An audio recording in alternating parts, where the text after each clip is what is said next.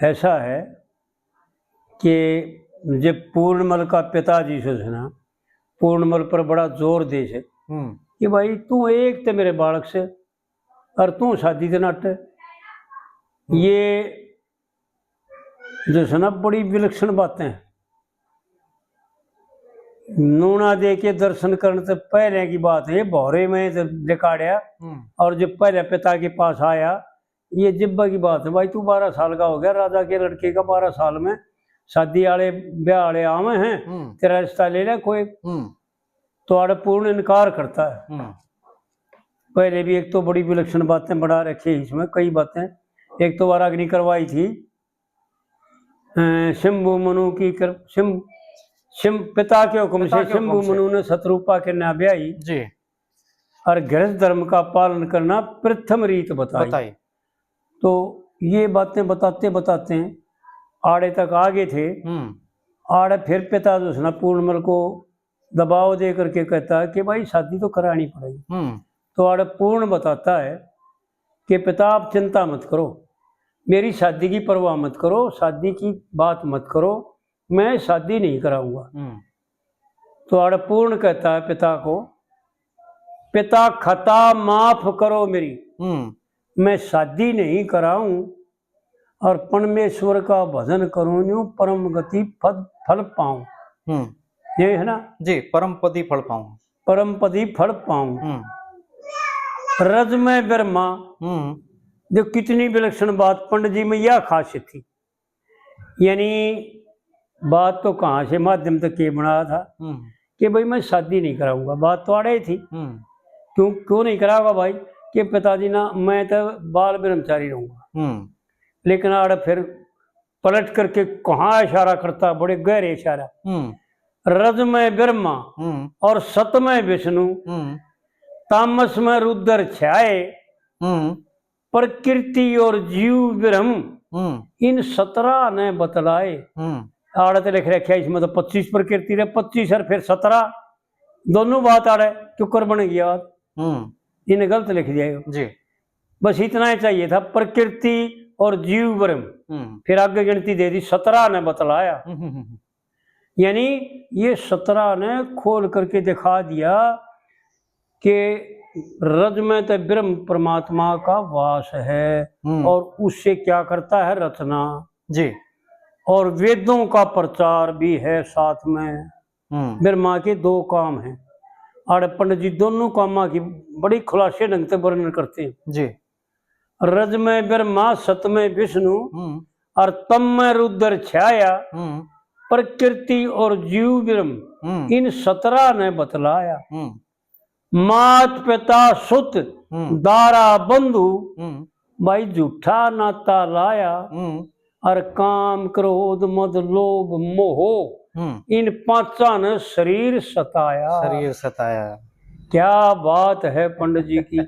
यानी भाई यूं समझ ले में, वो भाई समझ ले में जो यो एतराज करते हैं बार बार कि पंडित जी की बात ज्ञान की थोड़ी थी, या तो साधारण बात थी, और उस साधारण बात ने भी आप तरोड़ मरोड़ के जो सुना ज्ञान में को छोड़ लेंगे। अब आ रहा था 3-4 दिन पहले फोन आया था एक, रेवाड़ी के हैं। अच्छा, बड़ा बढ़िया बतलाए, लेकिन एतराज उन नबियों उठाया। अच्छा, बोले मन जी बसाड़े यू लग है, अब पंडित जी ने कोई सी भी बात कही है वो आप सारी ठाकर बोले ज्ञान में बैठते हो कि मारे तो रिश्वत दे रखी उन्होंने भाई।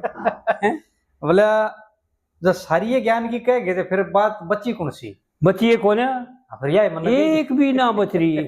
अरे जब क्या पूर्णमल की जो पाछली बात कराई थी कितनी साधारण। जी जी जी जी, लेकिन वाक्य देखो भाई।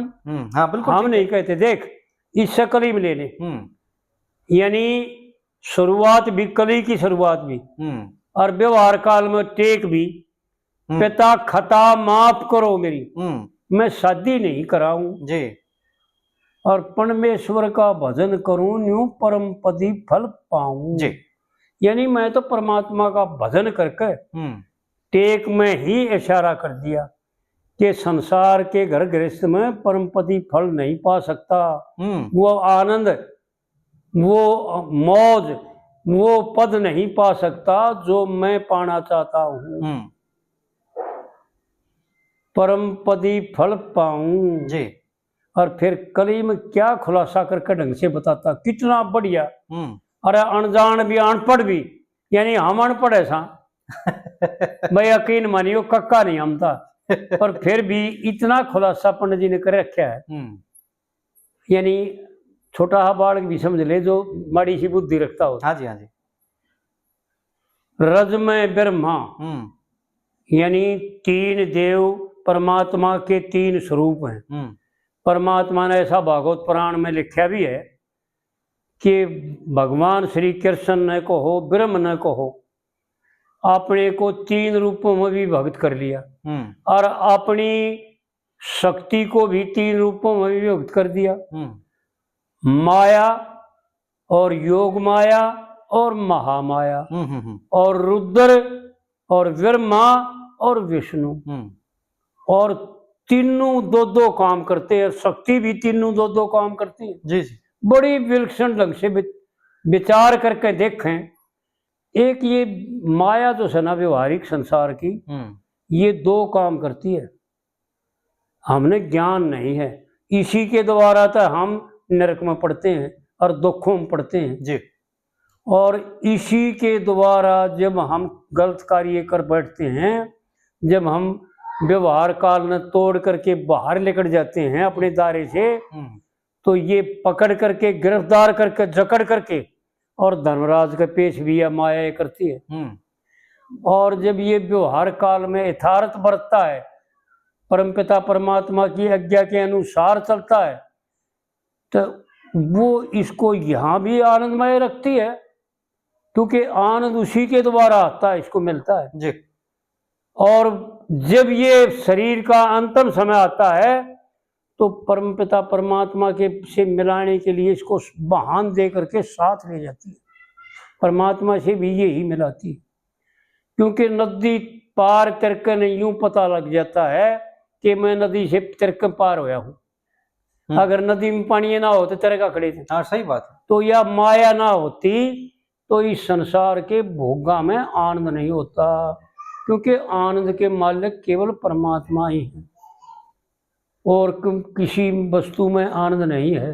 वो कह भी तो रखी है जी, तन्ने भी जाना हमने भी पहुंचना उस धर्मराज के डेरे। क्या बात है पंडित जी की, तो बड़ी ऐसी गजब की बातें। तो आड़ पंडित जी ने जो है ना जी बड़े विलक्षण ढंग से बताया है। भाई रज में तो ब्रह्मा है और ब्रह्मा दो काम करता है भाई। एक तो तेरे को उत्पन्न करता है, तेरे को संपत्ति देता है सारी, हाथ पैर आंख कान मुंह नाक, और देवताओं का प्रजापति ब्रह्मा है, क्योंकि देवता पर पहले ब्रह्मा ने अपने हृदय से रच रखे हैं, यज्ञ और ब्राह्मण और देवता।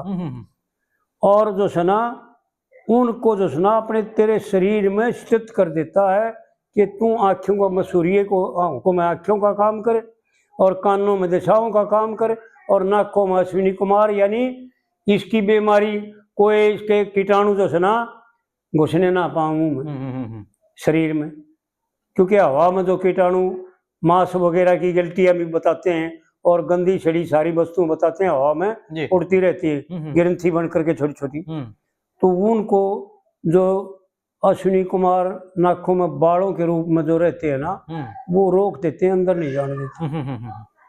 तो ये परमपिता परमात्मा फिर माए ने जो सुना रचना रच रखी। जी जी। और एक दूसरा काम करते हैं वेद ज्ञान कराने का।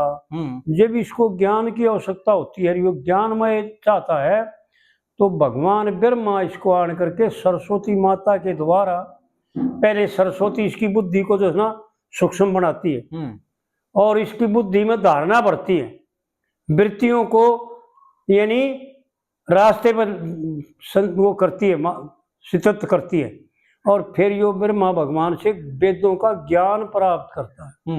वेद सुनाने का अधिकार ब्रह्मा ने है।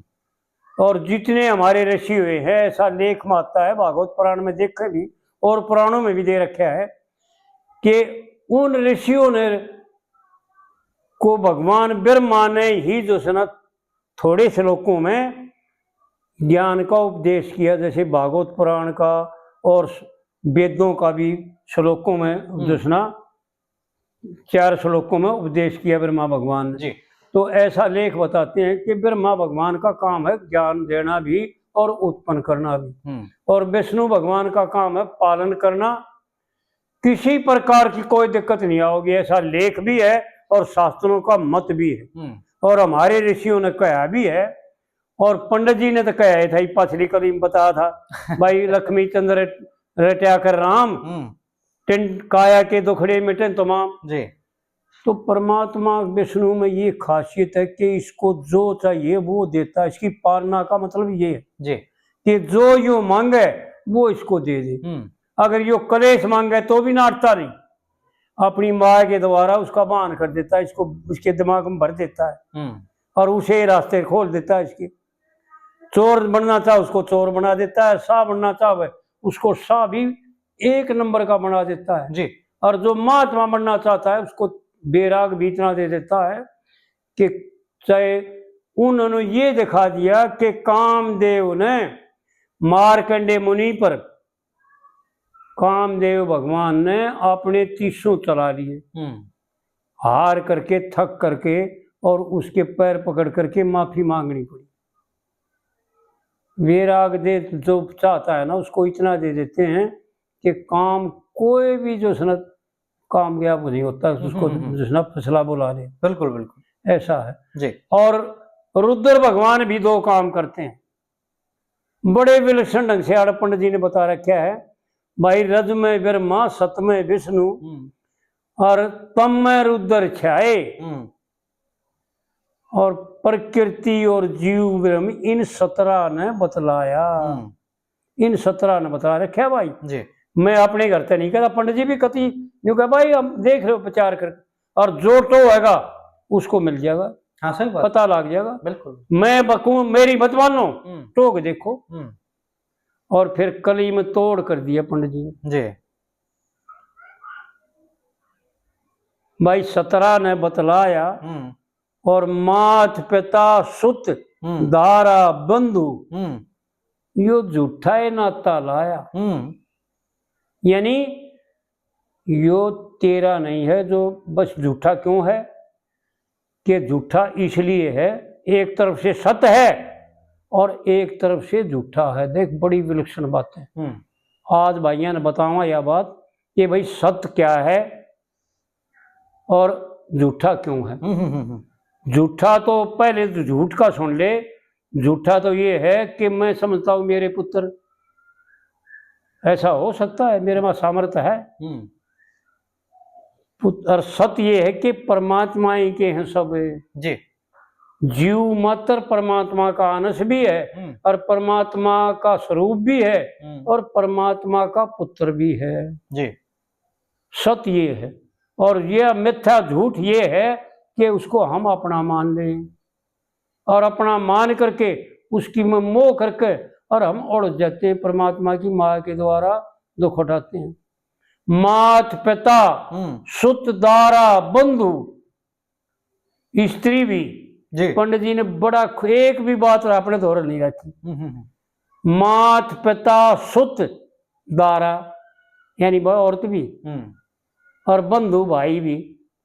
मात पिता सुत दारा बंधु भाई झूठा है नाता लाया और काम क्रोध मद लोभ मोह जी इन 5 ने शरीर सताया। कितना दुख दे रहे हैं, विचार करके देखो। यानी इसका सारा ही मटिया मदान कर देते हैं जी। ये 5 जो सुना ठग, ये 5 डाकू इसका सारा खेल बिगाड़ देते हैं और इसने इतना दुख दे देते हैं। वो कुलयुग ने कह रखी है ना पंडित जी ने राजा नल के खिस्से में कि मेरी सलाह देने होती भाई इतना दुख दे दूं अगर मरण से भी तड़फत। तो इतना दुख दे देते हैं, इतनी बीमारियां भर देते हैं इसके शरीर में कि इसने सांस लेना भी मुश्किल हो जाता है जी। आज हम एक आदमी से मिलन गए, 95 साल का बताओ हो रहा है और शरीर बहुत बढ़िया था उसका, यानी मेरे से भी 3-4 साल बड़ा है और शरीर बहुत बढ़िया था। लेकिन क्या हुआ कि उसके पानी ना पीने की वजह से पेशाब की की रुकावट होगी और पेशाब का बंदा पड़ गया और पेशाब की नली लगा दी डॉक्टरों ने। ऑपरेशन करने से पहले हमारी नली 2-3 बार काट के फेंक दी। कितना विपरीत कर लिया, आज तड़फ रहा है ना, तो पेशाब की रुकावट, ऑपरेशन हो गया, पेशाब के दूध काट दिए, पेशाब का रास्ता साफ हो गया, दर्द मिट गया, नली भी काट दी, लेकिन पेशाब की रुकावट नहीं रही, अपनी गलती है। बार बार वह 2-3 बार नली काट दी उसने, झटका मार के खींच के भगा दी काट में, तो उससे ये बिगड़ गया खेल कि पेशाब की रुकावट नहीं रही। डॉक्टर ने दोबारा फिर कोशिश करी, फिर उसमें कुछ फर्क पड़ा, लेकिन ज्यादा पेशाब के आदत बनते हैं लेकर जाए, कई बार बताओ थे, यानी सारा खेल बिगाड़ दिया, नहीं तो शरीर स्वास्थ्य बढ़िया था जी। तो कहने का मतलब यो है, और परमात्मा भी यूं ही बता रहा है कि इन पांचा के अधीन होने के बाद जो इन पांचा का इस्तेमाल करेगा वो कभी भी निरोगा रह नहीं सकता।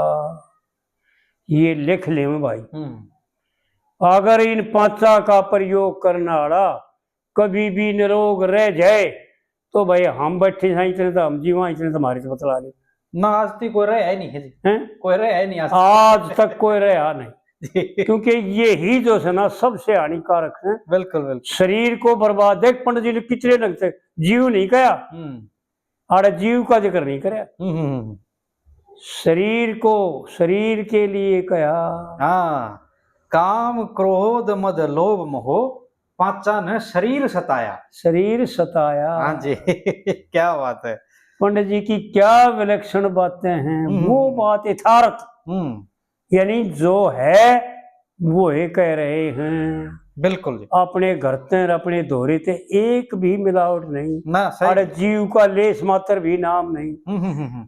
फिर जीव क्यों दुखी होता है कि इस शरीर से संबंध जीव का है। जीव यूं मानता है यो शरीर मेरा है, मैं और मेरा, ये दो बीमारी जीव में है। यानी सबसे बड़ी ये दो बीमारी है जीव में। मैं, एक तो मैं शरीर, भाई फलाना मैं कौन सो रहा फलाना, ये शरीर। जीव अपने आप को नहीं मानता, शरीर को मैं मानता है, और एक उसका अपना मेरा जी। और उसके मेरे में भी जो इसको मेरा कहता है उसमें भी ये 5 विकार भरे हुए हैं, और इसके शरीर में भी 5 विकार भरे हुए हैं। ठीक बात। और 5 विकार शरीर को झिंझर करके और इस जीव को तड़फाने पर मजबूर कर देते हैं। पंडित जी ने बड़े गजब की बातें कह रखी।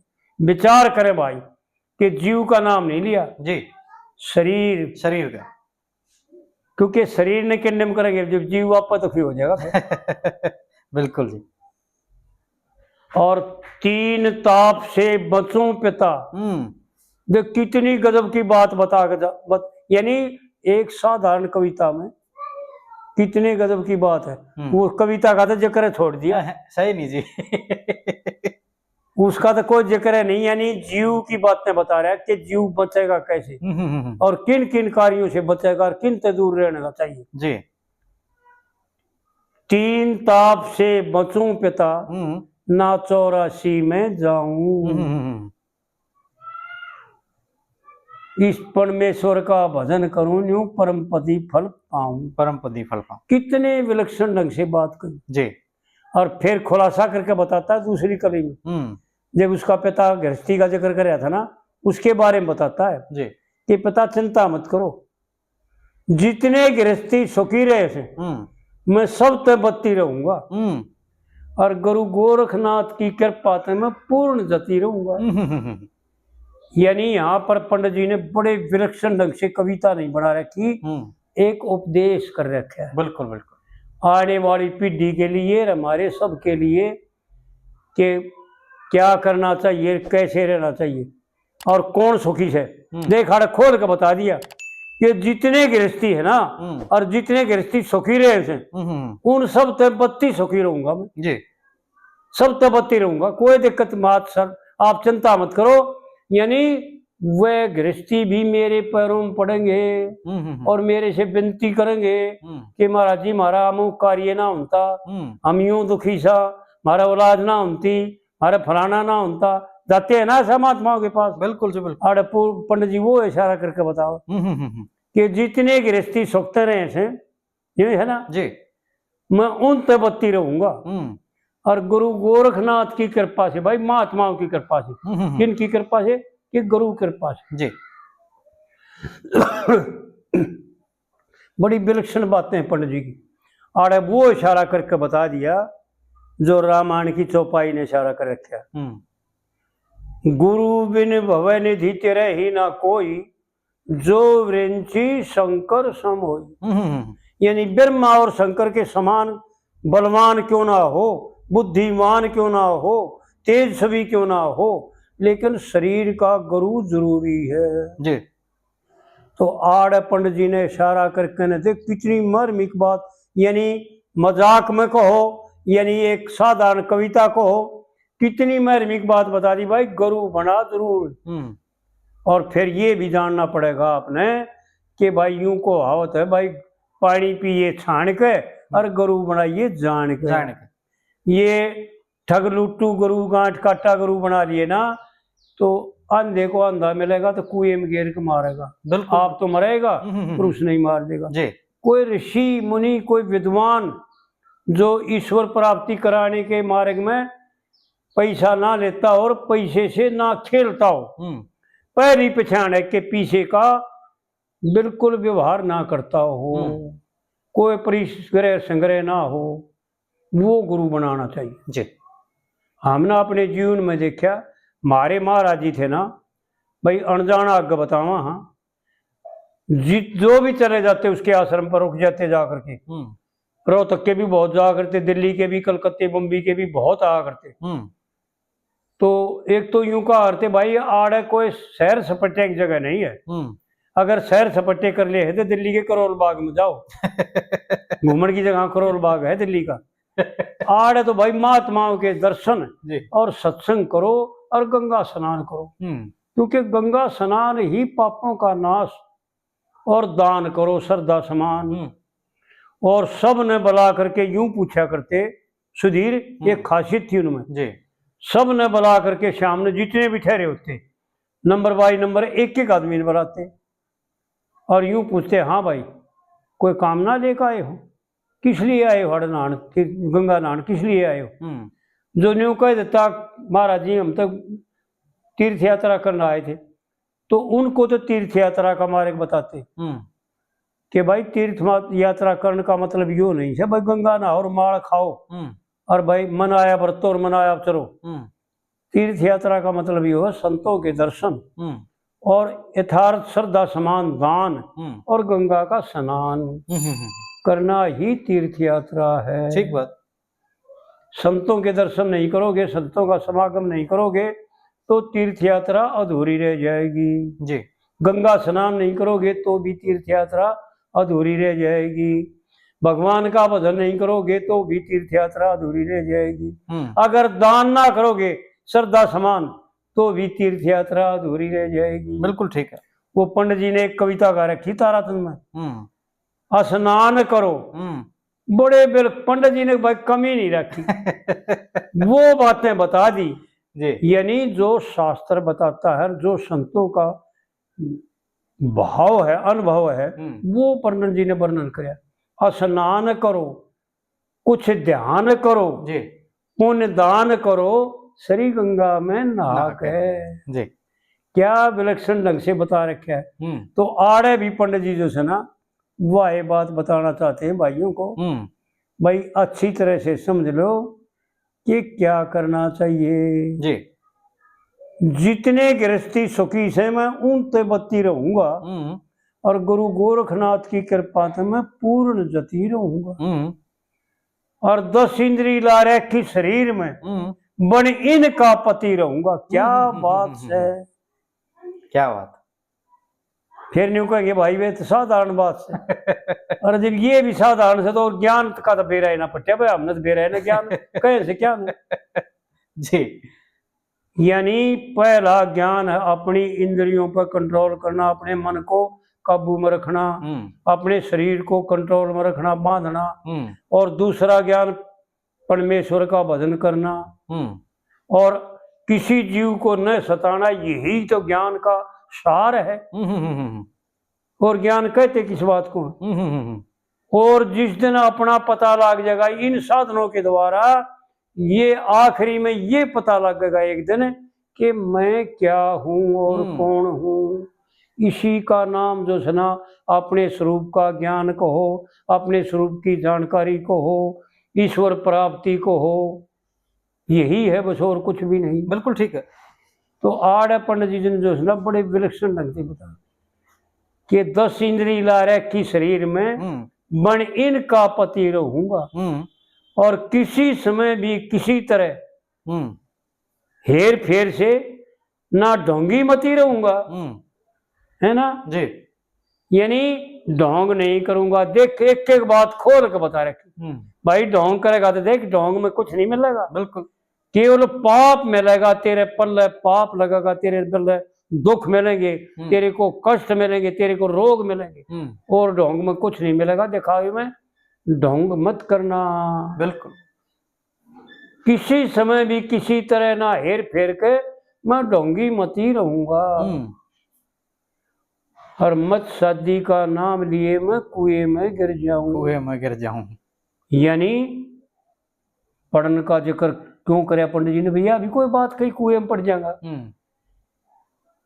इशारा है समझदारों के लिए, और इशारा होता है केवल समझदार के लिए, मूर्खों के लिए नहीं। बिल्कुल ठीक। यानी ये शादी एक किस्म का कुआं है, चारों तरफ से बंद कर देता है, नेत्र भी बंद, कान भी बंद, आंख भी बंद, हाथ भी बंद, मुंह भी बंद, पां भी बंद। यानी स्त्री और पुरुष इतने बंद जाते हैं चारों तरफ से, जैसे कुएं में पड़ा हुआ बाहर नहीं जा सकता, संसार में नहीं हट सकता, संसार को देख नहीं सकता।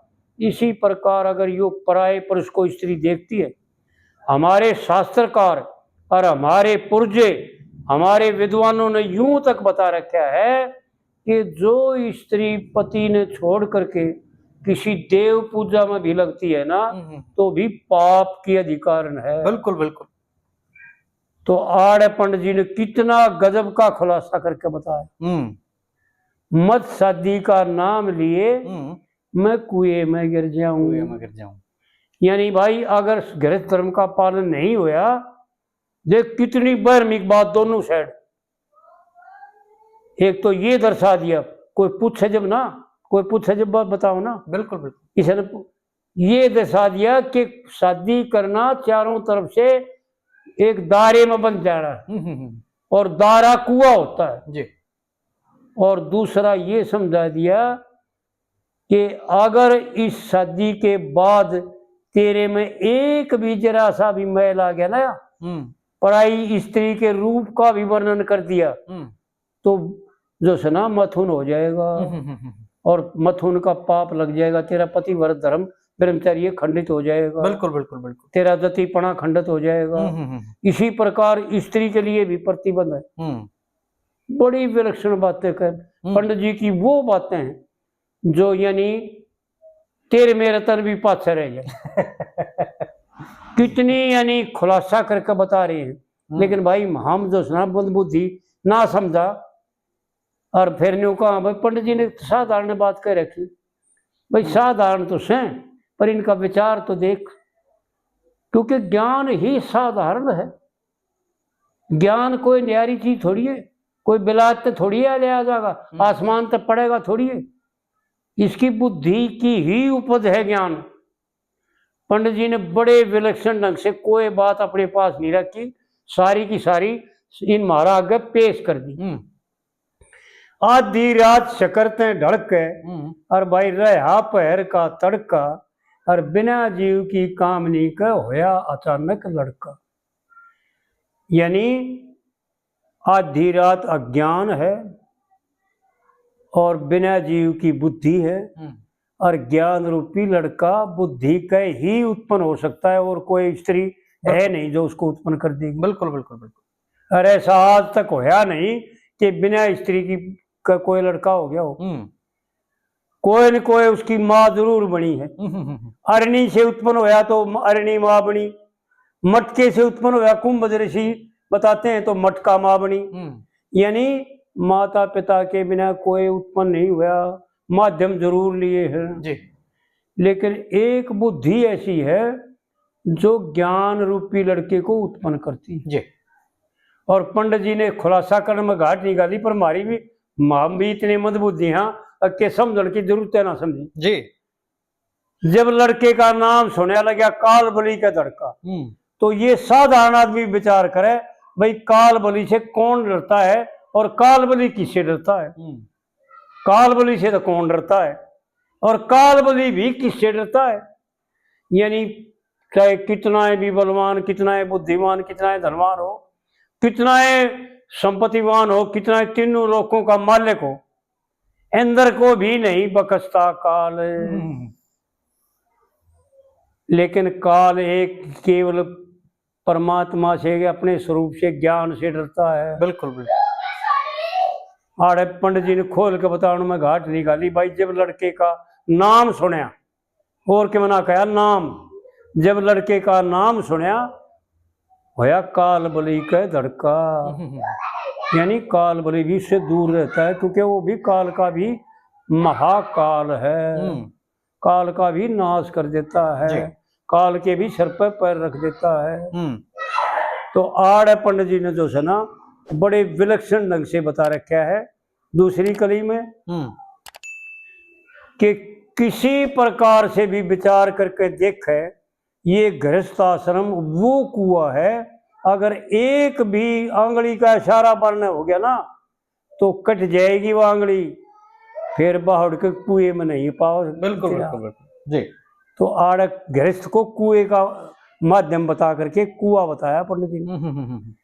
और ना कहा मैं शादी करोगे तो कुएं हम तो समझा बचा देता ही क्योंकि हमारी बुद्धि की पहुंच आड़ है। बिल्कुल भाई अगर शादी करना चाहोगे करोगे मेरी तो मैं कुएं में पड़ जाऊंगा और मर जाऊंगा, बस इतना है। लेकिन यहाँ नहीं है, ये बात नहीं है। मरना कोई आसान बात नहीं है, लेकिन मरण से भी आगे चला जाता है। गृहस्थी को देखें, गृहस्थ धर्म का पंडित जी ने एक एक बात खोल करके बताऊं में अपनी तरफ से घाट निकाली। मीराबाई बताया भाई पी लो भक्ति रस का प्याला और रट्या करो राम नाम की माला, अर्जुन सा धर्म गृहस्थी आला। भाई समझे ते इंसान से न ते पशु बतेरे रे ईशान दी भो। अगर हम पशुवत ना होया तो भाई विचार करके देखें और हमारे को भी ये बतावें, हम भी अपने मुखालते को दूर कर लेंगे कि हम पशु बने बैठे हम तो अपने आप में। मैं तो अपने आप को यूं मानता हूं कि धिक्कार है अपने आप को हम कि हम तो पशुओं से भी गए गुजरे।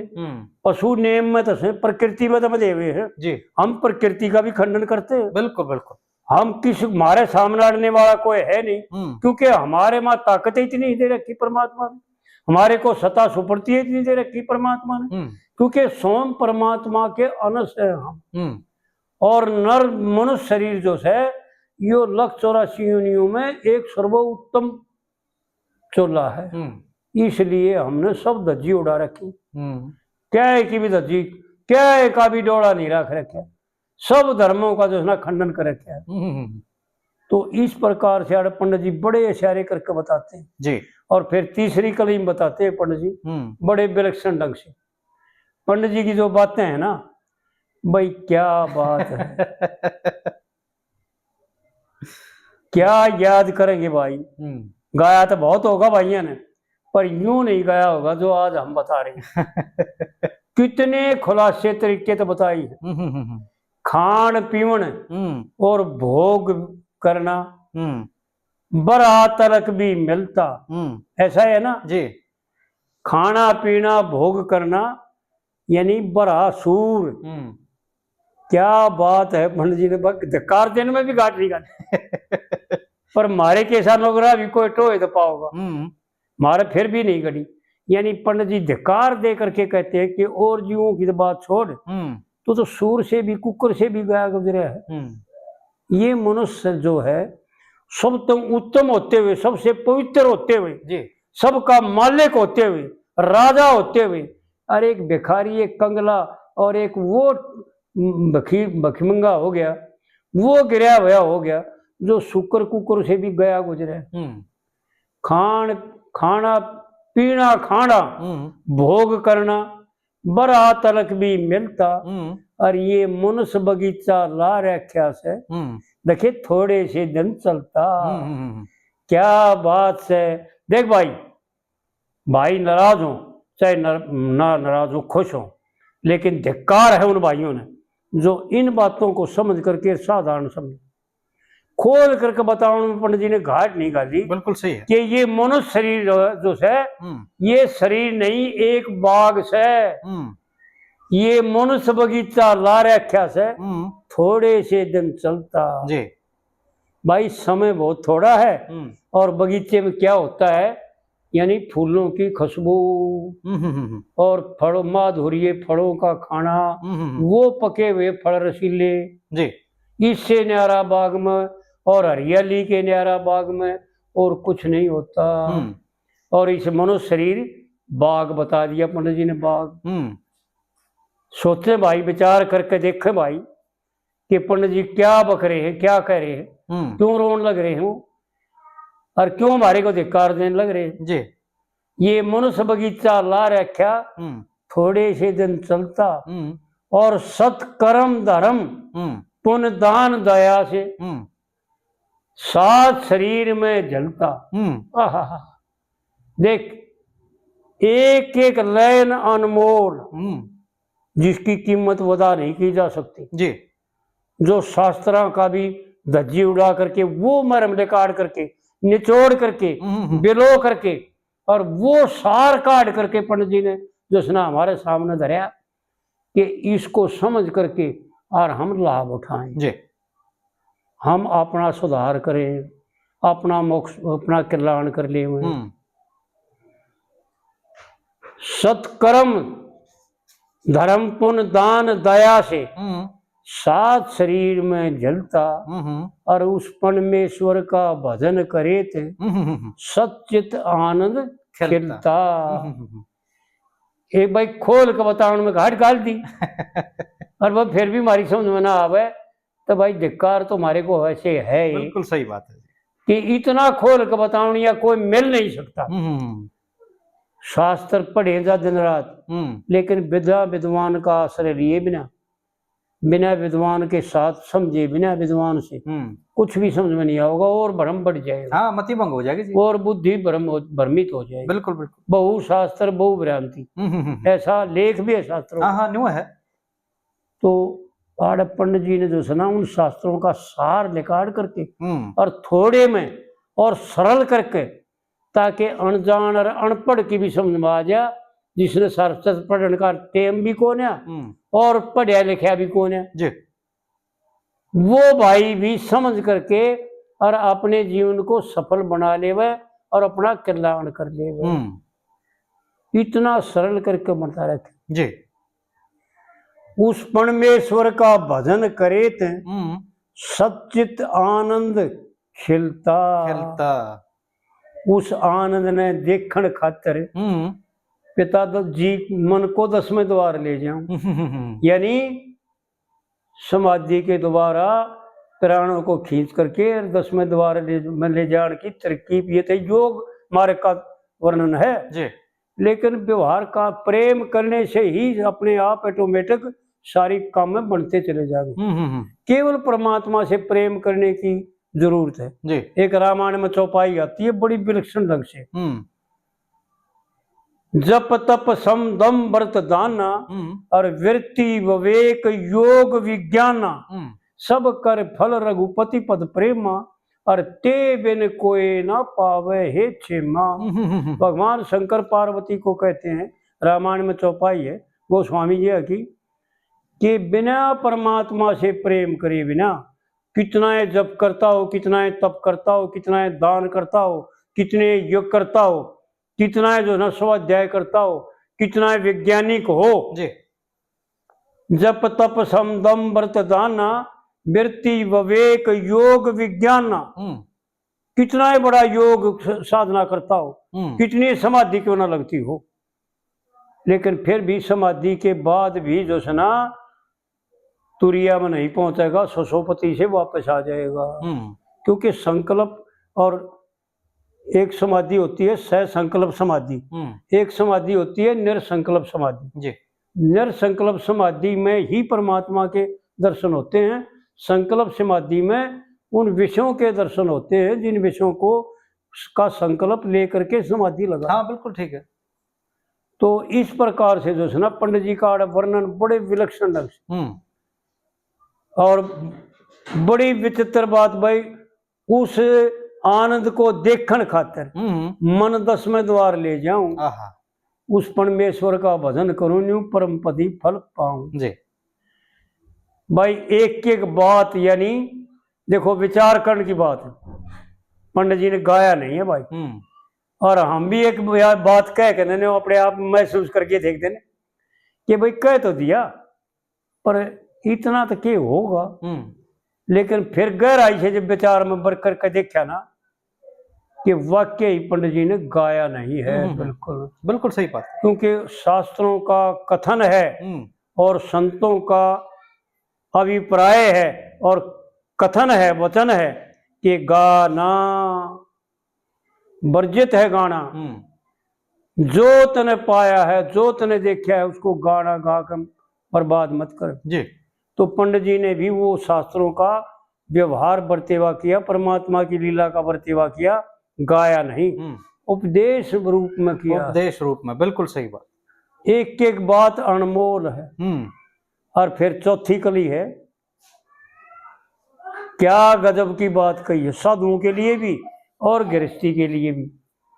और विचार करें भाई, यह बात हम खोल कर नहीं बतावांगे, यह लाइन तो अपनी रखांगे अपने दौरे पर, भाई खोल के बताऊं, जिसने परचूरे टूक खा लिए, भाई के माड़ा के मोटा, और मोटा हो के भी मरना होगा, खागड़ हो चाहे झूठा। क्या बात है पंडित जी की। यह बात बताते नहीं खोल करके भाई, हमारी समझ में कम आ रही है, न्यू मान ले, पर भाइयों से प्रार्थना है कि खोल के बताओ हमारे को जी।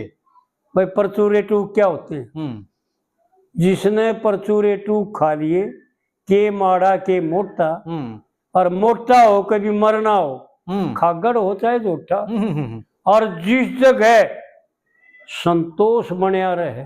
क्या बात से, देख कड़े ले गया, क्या कहना चाहता है देखो, विचार करें भाई, इस कली का कोई खुलासा नहीं करते, विचार करें भाई, जिस जगह संतोष बनया रहे मत ना समझो टोटा, और लक्ष्मी चंद राखना चाहिए। और के गजब की बात कही है, लक्ष्मी चंद राखना चाहिए, भाई सब तय महरम लोटा। यानी जीव मात्र से द्वेष ना करना, जीव मात्र से प्रेम करना। क्यों? कि जीव ही तो मेरा ही तो स्वरूप है, मैं ही तो हूँ। इस नाना शरीरों में, वृक्षों में, सब जगह मैं ही हूँ। यहां तक बता रखा है, हमने एक वीडियो भी करवाया था कि किसी वृक्ष की पत्ता तक भी तोड़ने का अधिकार नहीं है। नहीं है जी, बिल्कुल सही बात। अगर जरूरत है तो फल लो, पत्ते लो, उसकी डाली लो, टहनी लो, कुछ भी लो, लेकिन उससे मंत्र है संस्कृत में, ऋषियों ने हमारे उन्हें पंडित जी की तरह एक एक बात का विच्छेद कर हमारे ताई पहुंचा रखी, लिखित रूप में पहुंचा रखी कि देख करके जानने में, और उन मंत्रों के द्वारा उसकी पूजा कर कर, उससे आज्ञा ले करके और उसे मांग करके लेने का अधिकार है। और विचार करें भाई, ये हमने बताया भी था वीडियो में, भाई कोई हमारे से दंगताने खोज ले भाई तो हम कितने दुखी होते, चाहे 1 रुपया हो। सही बात है, चाहे एक बीड़ी हो, अगर दंगताने खोज के लेता है तो कितना दुख होता है, एक बीड़ी के बारे में भी। और अगर मांग के लेता है भाई, एक बीड़ी मैंने भी दी है, तो कितना सुख होता है, कितना प्रेम आता है। बिल्कुल बिल्कुल। तो आड़ विचार करें, पंडित जी ने वह बात कह रखी, बड़े यानी थोड़ा समय था इसलिए एक लाइन में समझावन में घाट नहीं गाली, लक्ष्मी चंद राखना चाहिए, सब तय महरम लोटा। किसी जीव मात्र को सताने का अधिकार नहीं है, नहीं है जी। पर हित सरी से धर्म कछु नाई और पर पीरा सम नहीं अगमाई। ये रामायण में चौपाई है शंकरदास। तो इस प्रकार से विचार करें भगवान का। और फिर आखिरी लाइन में पंडित जी ने बड़े थोड़े ढंग में इतना खुलासा कर दिया, अकबर तोड़ कर दिया। क्या कहा? मुट्ठी भींच के आया था, देखे विचार करके, मैंने विचार के लिए कह रखी हूँ, सुनने के लिए मनोरंजन में ना कह रखी, विचार कर कि तू के लेकर आया था और के लेकर जाएगा। एक हमने अपनी कविता बनाई थी, वो वीडियो भी करवाई थी। भाई भजन बंदगी भूल गया जी, और रस भोगों में टूल रहा, तू हो करके गलतान रे, फिर पाछे पछतावे आवे जब वक्त सख्त नादान रे। और उसकी पहली कलीम बताया था, के धन लेके आया बता दे, के लेके जागा। अरे लगा के देखता अंदाजा, बनया क्यों विषयों का खाजा। और सपने समानी शरीर में साजा, और जिसने बनया फिर उसी में समा दे। यानी 5 तत्वों में चले जाएंगे। और यो जीव जो है ना, अकेला माया में बंद करके, माया के द्वारा बंधित होकर के और नाना रास्तों में भटकता हुआ और फिर किसी शरीर में जाएगा। बड़ी विलक्षण बात है। और पंडित जी ने बड़े विलक्षण ढंग से जो है ना उपसिंगार करके ने यूं बता दिया, देख भाई आखिरी तेयो तेरा कितना है नाच कूद ले, कितना है कि मैं कर ले, तेरी मर्जी, कोई तेने रोकने वाला नहीं, क्योंकि मालिक तू है। हाँ सही बात। पर विचार सारा इतना है, बस 2 अरफी बात है। मुट्ठी बीच कर आया था और हाथ पसारे जाऊं, जागा जब खाली हाथ जागा, और आया था मुट्ठी बंद करके बीच के, और ना कुछ ले गया ना ले आया। बड़ी विलक्षण पंडित जी की बात है। यानी धिक्कार है, वैसे तो धिक्कार देता है, जीव मात्र को धिक्कार देता है जिनकी विपरीत बुद्धि है। ये के ले आया था भले मानस, और के तू लेके जाएगा। बस इतना ही तेरा माजना है कि आया जब मुट्ठी बंद थी और जागा जब हाथ खुले होंगे। बिल्कुल बिल्कुल। कोई तेरी साथ ना जागा और कोई साथ ना कुछ साथ ले जाएगा। बड़े विलक्षण ढंग की बातें पंडित जी की। भाई विचार करने की, समझने की जरूरत है।